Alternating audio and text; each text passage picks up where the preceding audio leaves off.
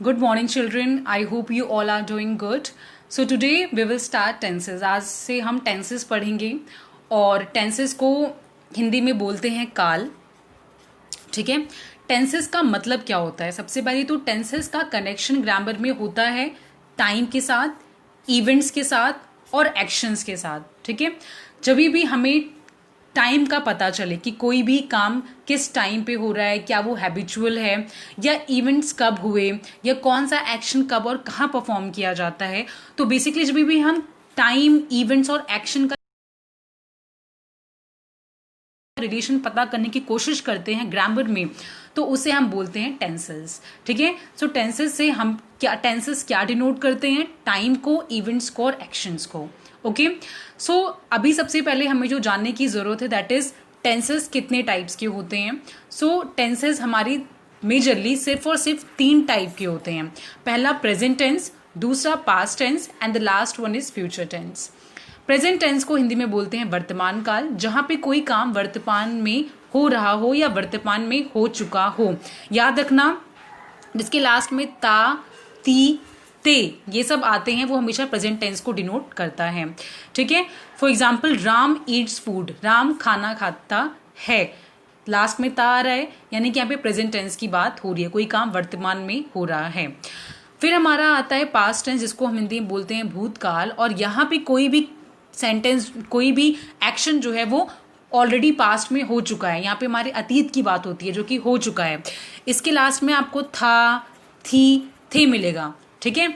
जब भी आप इसका हिंदी में ट्रांसलेशन करेंगे, जैसे राम ने खाना खाया था, हम घूमने गए थे, हमने ये किया था. ठीक है. तो कोई भी एक्शन जो कि पास्ट में हुआ होता है, जैसे कि राम एट फूड, राम ने खाना खाया था. ठीक है. तो था, थी जिसके लास्ट में आएगा वो पास्ट टेंस की पहचान होगी. फिर आपका आता है लास्ट में फ्यूचर टेंस, जिसे बोलते हैं हिंदी में भविष्यकाल, और इसमें आपका एक्शन जो है वो फ्यूचर में होगा या होने वाला होगा. और इसके लास्ट और इसकी हिंदी में पहचान क्या होती है? गा, गी, गे. हम मिलेंगे, हम चलेंगे. ओके. तो गा, गी, गे जहां भी मिले वो आपका फ्यूचर टेंस होगा और यहाँ पे एक्शन फ्यूचर में होगा. For example Ram will eat food, Ram खाना खाएगा. ठीक है. सो अभी हमने बस एक सरफेस लेवल पे पढ़ा है कि टेंसेस के मेन 3 टाइप्स होते हैं. अब इन तीनों टेंसेस के भी अपने अपने 4 टाइप्स होते हैं जो कि अब हम धीरे धीरे पढ़ेंगे. ओके. ओके स्टूडेंट्स, सो सबसे पहला टेंस जो हमें पढ़ना है that is a present tense. ठीक है. हम अभी प्रेजेंट टेंस के बारे में पढ़ने वाले हैं. प्रेजेंट का मतलब क्या होता है? जो अभी करंट हो, जो अभी चल रहा हो. ठीक है. तो उसे हम बोलते हैं प्रेजेंट टेंस. सबसे पहले जैसे कि मैंने आपको बताया था कि टेंसेस का अगर हम की डेफिनेशन के बारे में अगर हम बात करते हो, tenses basically denotes time, action और द इवेंट्स हैपन. टेंसेस का मतलब क्या होता है कि ये टाइम को डिनोट करते हैं, ये एक्शन को डिनोट करते हैं, और ये जो इवेंट्स हो जाते हैं या जो इवेंट्स होते हैं उनको डिनोट करते हैं. ठीक है. तो अभी हम प्रेजेंट टेंस के बारे में बात कर रहे हैं बेसिकली. तो यहाँ पे हम जिस भी टाइम या जिस भी एक्शन या जिस भी इवेंट्स के बारे में बात करेंगे वो प्रेजेंट में हो रहा होगा या प्रेजेंट में होता है या प्रेजेंट में हो चुका होगा. ठीक है. सो यहाँ पे आप जो टेंसेस पढ़ेंगे उसका रिलेशन हमेशा प्रेजेंट से होगा. ओके. तो टाइम, एक्शन और इवेंट्स हमेशा प्रेजेंट में हो रहे होंगे, हुए होंगे या होते होंगे. ठीक है. तो here you can see few examples that he goes to school, वो स्कूल जाता है. He is going to school, वो स्कूल जा रहा है. आई टेक बाथ, मैं नहाती हूँ. ही हैज टेकन बाथ, वो बात ले चुका है. We study in a classroom, हम क्लासरूम में पढ़ते हैं. It has been raining since morning, सुबह से बारिश हो रही है. तो ये सारी एग्जाम्पल्स आपको ये डिनोट कर रहे हैं कि कहीं ना कहीं कोई इवेंट जो है वो हो चुका है, कोई बात ले चुका है, कोई स्कूल जा रहा है, सुबह से बारिश हो रही है. यानी कि आपको यहाँ पे पता चल रहा है टाइम के होने का, किसी के एक्शन के होने का या इवेंट के होने का. और ये सारी ही एग्जाम्पल्स और ये सारी ही एक्शंस प्रेजेंट में हो रहे हैं और प्रेजेंट में हो चुके हैं, इसीलिए ये प्रेजेंट टेंस के एग्जाम्पल्स हैं. ओके. सो प्रेजेंट टेंस में सारे एक्शंस, इवेंट्स जो होंगे वो प्रेजेंट में हुए होंगे। ऑलराइट, सो अभी आपका जो प्रेजेंट टेंस होता है उसके मेन क्लासिफिकेशन 4 टाइप्स में होती है। Okay, this is your present tense at P in front of that. Okay, so पहला जो आपका होता है वो होता है सिंपल प्रेजेंट। सिंपल प्रेजेंट में हमेशा हैबिचुअल चीजें आती हैं, हैबिचुअल एक्शंस आते हैं जो कि हम डे टू डे लाइफ में फॉलो करते हैं, और बहुत ही सिंपल सेंटेंसेस यहाँ पर आते हैं, इसीलिए इसका नाम सिंपल प्रेजेंट है। फिर आता है प्रेजेंट कॉन्टिन्यूस। प्रेजेंट कॉन्टिन्यूस में हमेशा कंटिन्यूटी की बात की जाती है, यानी कि कोई भी काम जो है वो कंटिन्यूटी में रहता है, वो स्टिल चल रहा होता है। फिर आता है प्रेजेंट परफेक्ट। इसमें कोई भी काम ऑलरेडी हो चुका होता है। ठीक है, इसमें सिंपल प्रेजेंट में हैबिचुअल और सिंपल बातें आएंगी। प्रेजेंट कॉन्टिन्यूस में कोई काम चल रहा होगा कॉन्टिन्यूटी में, इसलिए इसका नाम कॉन्टिन्यूस है। प्रेजेंट परफेक्ट में कोई भी काम प्रेजेंट में हो चुका होता है। और लास्ट में आता है आपका प्रेजेंट परफेक्ट कॉन्टिन्यूस टेंस, जो कि परफेक्ट और कॉन्टिन्यूस दोनों टेंसेस को जोड़ के बनता है। और इसमें क्या होता है कि कोई काम कभी स्टार्ट हुआ और वो अभी तक प्रेजेंट में चल रहा है। ठीक है, कॉन्टिन्यूस में क्या होता है कि काम चल रहा होता है, परफेक्ट में क्या होता है काम अभी अभी जस्ट फिनिश हुआ होता है। लेकिन प्रेजेंट परफेक्ट कॉन्टिन्यूस टेंस में क्या होता है कि काम स्टार्ट हुआ एक सर्टेन टाइम पर, बट वो अभी भी चल रहा है, the work is still going on, तो उसे हम बोलते हैं, वो किसकी आइडेंटिफिकेशन होती है, वो किसकी पहचान होती है, प्रेजेंट परफेक्ट कॉन्टिन्यूस टेंस की। तो ये 4 क्लासिफिकेशन हमें पढ़नी है। ठीक है, तो सबसे पहले हम स्टार्ट करते हैं सिंपल प्रेजेंट। सिंपल प्रेजेंट को हम प्रेजेंट इंडेफिनिट भी बोल सकते हैं। ओके, सिंपल प्रेजेंट है यानी कि यहाँ पे सेंटेंसेस बहुत सिंपल होते हैं और प्रेजेंट में की जाने वाली, प्रेजेंट में होने वाले एक्शंस के बारे में बात होती है।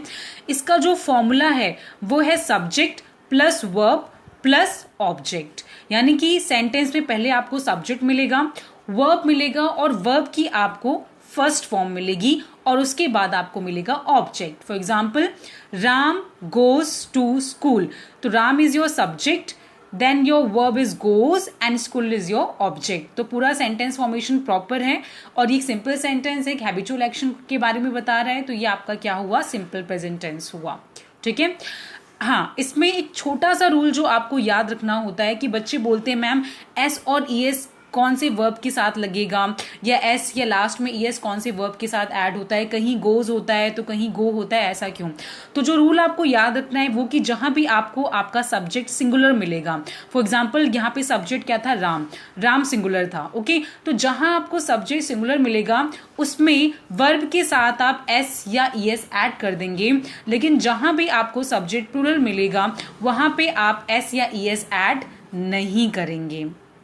फॉर एग्जाम्पल, अब ये क्वेश्चन आता है कि सिंगुलर सब्जेक्ट और प्लूरल सब्जेक्ट होते क्या हैं। सिंगुलर सब्जेक्ट जैसे कि ही, शी, इट, जहां पे किसी एक सब्जेक्ट, किसी एक पर्सन, किसी एक डूअर की बात हो, वो आपका सिंगुलर सब्जेक्ट को डिनोट करता है। पर प्लूरल सब्जेक्ट के अंदर क्या आते हैं, आई, वी, यू, दे। ठीक है, आई, वी, यू, दे को ग्रामर प्लूरल कंसीडर करता है और ये प्लूरल सब्जेक्ट्स कहलाए जाते हैं। तो जहां भी आपको सिंगुलर सब्जेक्ट्स मिलेगा, जहां पे आपको सिंगल पर्सन या सिंगल डूअर दिखाई देगा, वहां पे आप एस या ईएस ऐड करेंगे। जहां पे आपको प्लूरल सब्जेक्ट मिलेगा, जहां पे आपको लगेगा कि एक से ज्यादा लोग हैं, और आई का मतलब तो वैसे एक ही होता है लेकिन आई को ग्रामर प्लूरल मानता है, तो आई, वी, यू, दे जहां आपको मिलेगा वहां पे आप एस और एस वर्ब के साथ ऐड नहीं करेंगे। अब हम देखते हैं कुछ एग्जांपल्स, जैसे कि सीता लाइक्स टू प्ले। अब यहाँ पे आपका वर्ब क्या था, ये था लाइक, आपका वर्ब क्या है, ये लाइक। लेकिन यहाँ पे लाइक क्यों लिखा है, क्योंकि सीता यहाँ पे सिंगुलर सब्जेक्ट है, इसीलिए हमारे वर्ब में क्या हो गया, ऐड एस हो गया। तो यहाँ पे S S means singular subject था, इसलिए ये एस यहाँ पे ऐड हो गया। Okay, they like to play. अब यहाँ पे आपका सब्जेक्ट क्या है, सब्जेक्ट यहाँ पे आपका दे है और दे के साथ हमने क्या लगाया, लाइक। लाइक क्यों लगाया, क्योंकि यहाँ पे जो आपका सब्जेक्ट दे है वो प्लूरल सब्जेक्ट है। ऑलराइट, वो क्या है, प्लूरल सब्जेक्ट है, इसीलिए इसके साथ एस ऐड नहीं होगा। Similarly I like to play, जैसे मैंने बताया कि आई में एक सिंगल पर्सन की बात होती है, बट आई को ग्रामर प्लूरल कंसीडर करता है, इसलिए आई प्लूरल सब्जेक्ट कहलाता है, और इसी के साथ हमने लाइक में एस नहीं जोड़ा, तो आई लाइक टू प्ले हुआ, यानी कि इसमें एस या ईएस वर्ब के साथ ऐड नहीं हुआ है। तो व्हाट आई मीन टू से कि सिंपल प्रेजेंट टेंस को हम प्रेजेंट इंडेफिनिट टेंस ही बोलेंगे, पहले सब्जेक्ट, फिर वर्ब की फर्स्ट फॉर्म, फिर ऑब्जेक्ट आता है। सिंगुलर सब्जेक्ट के साथ एस और ईएस वर्ब में ऐड हो जाएगा, पर अगर सब्जेक्ट प्लूरल होगा तो एस और ईएस ऐड नहीं होगा। सीता के साथ लाइक्स हो गया, पर दे के साथ लाइक रहा और आई के साथ भी लाइक रहा। ओके, सो इसका मतलब कि आपका सिंपल प्रेजेंट टेंस हमेशा सिंपल चीजों के बारे में बात करेगा, हैबिचुअल एक्शंस के बारे में बात करेगा, और इसमें कोई आपको ऐसा रूल याद नहीं करना है, कोई हेल्पिंग वर्ब इसके अंदर नहीं है, बस वर्ब की फर्स्ट फॉर्म आएगी और सिंगुलर सब्जेक्ट के साथ एस या ईएस वर्ब में ऐड हो जाएगा और प्लूरल के साथ एस और ईएस ऐड नहीं होगा। ओके, फॉर एग्जाम्पल अगर मैं आपको यहाँ पे एग्जाम्पल दूं, जैसे कि I do my work. Okay, तो आई के साथ मैंने क्या लगाया, वर्ब में सिर्फ और सिर्फ डू। ठीक है, मैंने इसको डू से डस क्यों नहीं किया, क्योंकि आई हमारा प्लूरल होता है। बट अगर मैं बोलती कि ही डज हिज वर्क, तो अभी मैंने ही के साथ क्या लगाया, डज लगाया, यानी कि डू में ई एस जो है वो ऐड हो गया। क्यों, क्योंकि यहाँ पे हमारा सब्जेक्ट क्या था, सिंगुलर।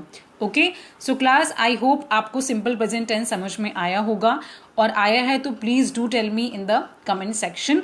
नेक्स्ट क्लास में हम प्रेजेंट कॉन्टिन्यूअस टेंस के बारे में पढ़ेंगे। Thank you.